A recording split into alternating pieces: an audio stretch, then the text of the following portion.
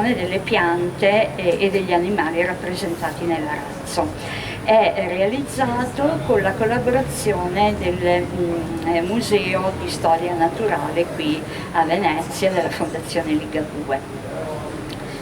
Per chiudere, la mostra è curata dalla Fondazione MUVE di Venezia in collaborazione con la Fondazione Rovati. Sarà visibile fino al 29 settembre a Palazzo Ducale e poi da ottobre in poi fino a gennaio, mi sembra sì, fino al 10 gennaio del 2027 sarà a Milano presso la Fondazione Rovati, che ha una collezione archeologica, soprattutto etruscologica, straordinaria, ha già fatto mostre importanti su questo. E le curatrici vanno citate naturalmente, sono Chiara Squarcina, direttrice scientifica del MUVE, e l'archeologa Margherita Tirelli, che per tantissimi anni è stata la direttrice del Museo di Altino, e anche colei che insieme a Vincenzo Tinè, che è stato sovrintendente anche a Venezia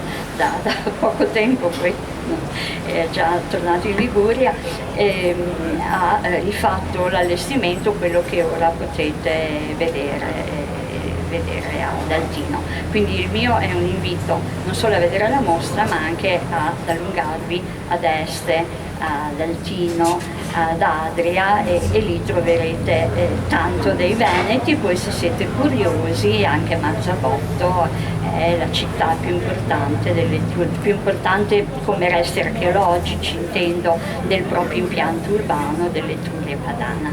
Grazie per l'attenzione.